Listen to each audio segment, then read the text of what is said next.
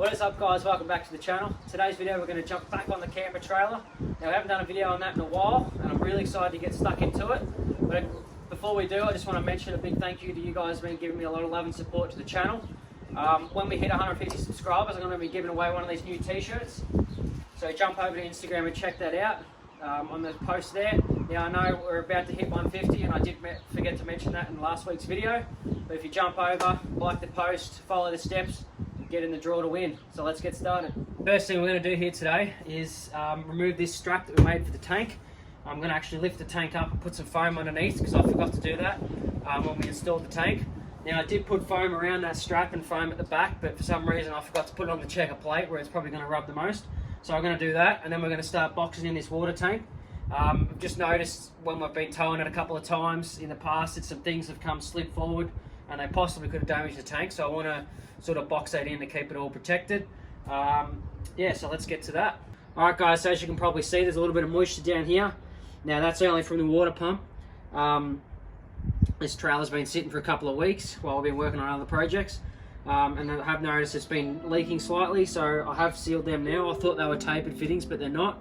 So just a heads up for you guys that probably doing the same sort of thing. Make sure you put a bit of sealer on those threads. So I've wiped all that up, so hopefully that's it. So I've got a bit of this foam here. This should just protect underneath the tank a little bit. So I'll put that in now.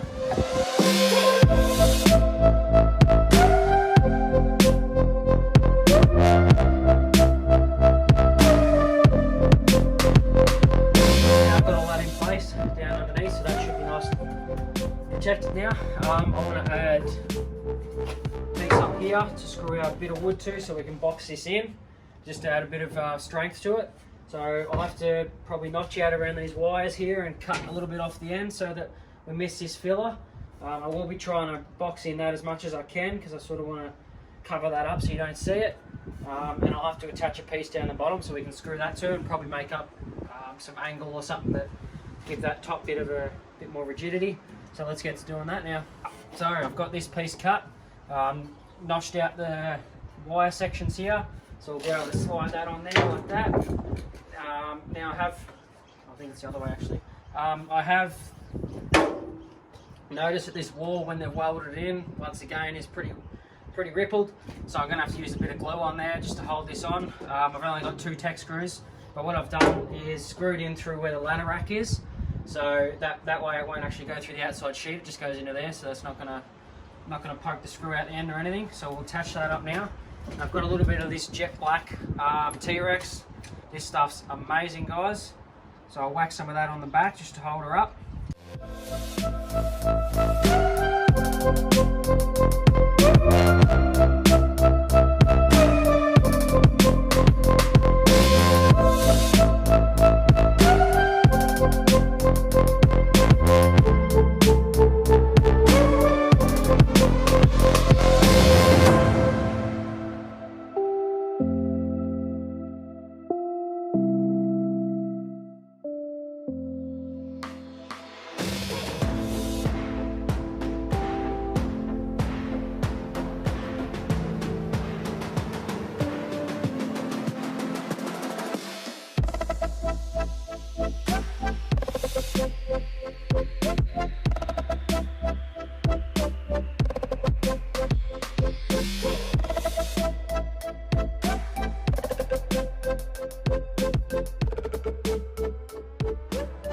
So I've just screwed those ends on.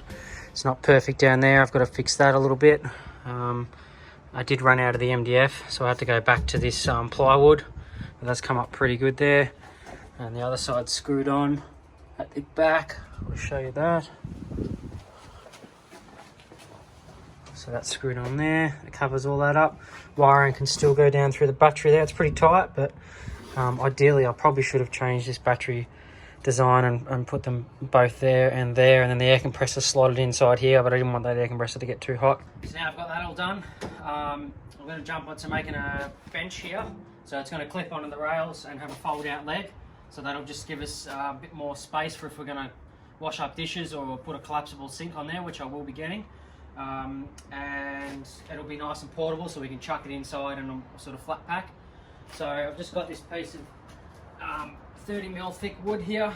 So it's a bit overkill, but it's what I had laying around from my toolbox table, as you might have seen on the stabilizer legs, the bench there that I was working on. So that'll just clip on and the leg will fold out. So I'll have to make some sort of adjustable leg, but for now I think we'll just use a piece of wood, and I'll take it out and test it and see how well that goes.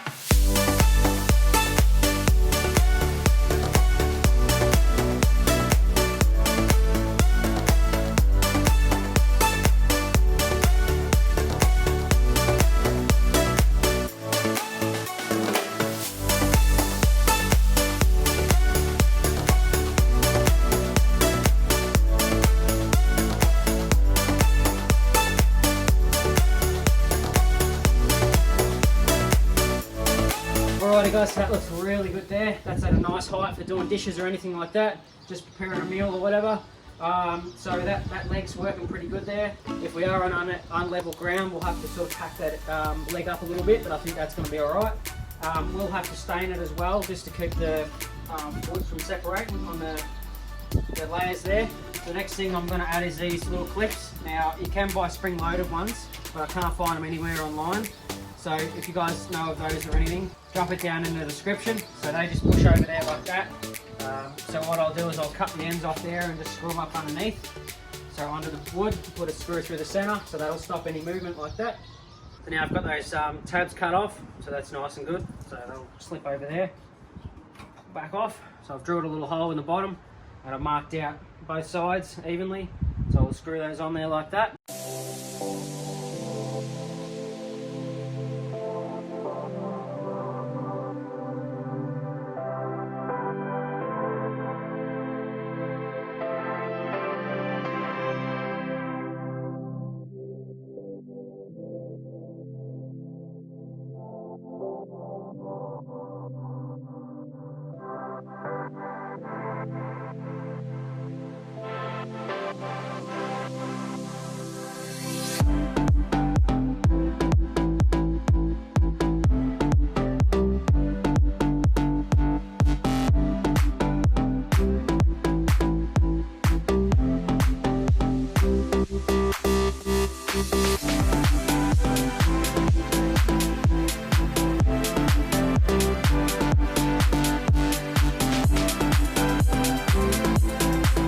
So good.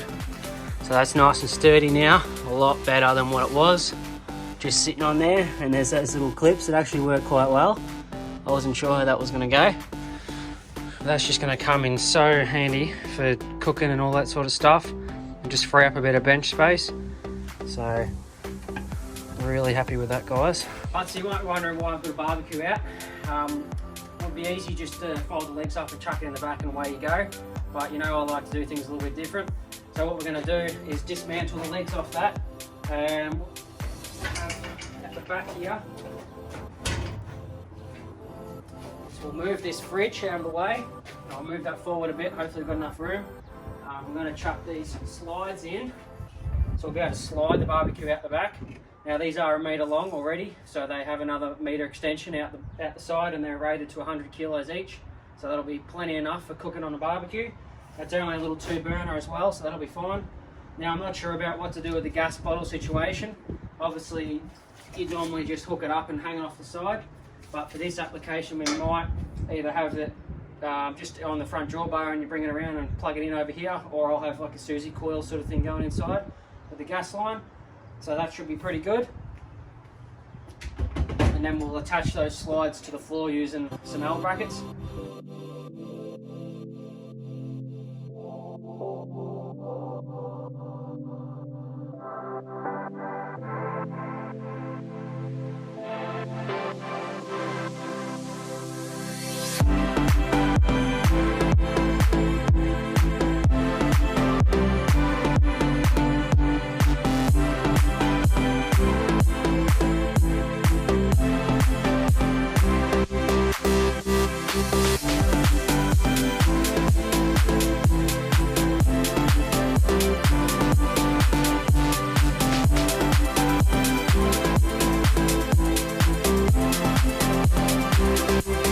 Right, so I just had to go pick up some of these countersunk screws. When I bought these tracks, I didn't realise that you have to have a countersunk screw inside, otherwise the stopper for at the end hits it, so that can go past. I was going to use some normal bolts, but that wasn't going to work. So these have got some pretty thin looking nuts on the back, so hopefully they'll work. I don't have anything that matches that thread, so I might have to just double nut them and see how they go.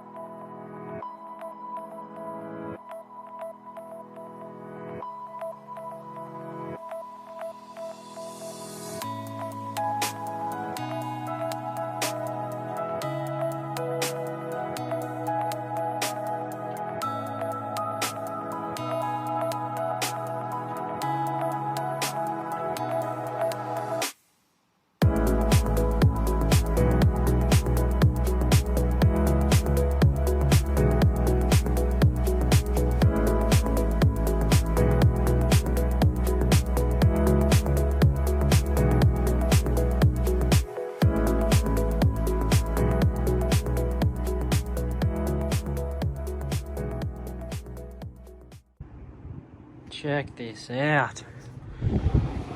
Oof. Oh yeah, I'm happy with that. Now, with these brackets that I had to make on here, this whole thing might pivot like a scissor. So what I may have to do down the track is just weld on the inside edge, just put a bead of weld on there. But it was very difficult to mount this up to here because none of the holes lined up, and this is pretty flimsy. Obviously it's not made to be on a draw slide. And these screws had to be countersunk, otherwise they wouldn't fit down in that rail. But that's all right. So I've got all that bolted down. I did have to tack screw the inner side here, only because the trailer's got a beam 40 by 40 running down underneath the guts there, so I can't get to it. But that's all right. So now that closed, our tailgate fits perfect, so that's good. Inside, I will have to move the fridge. I'll put it probably in there, so I'll try and fit that there now.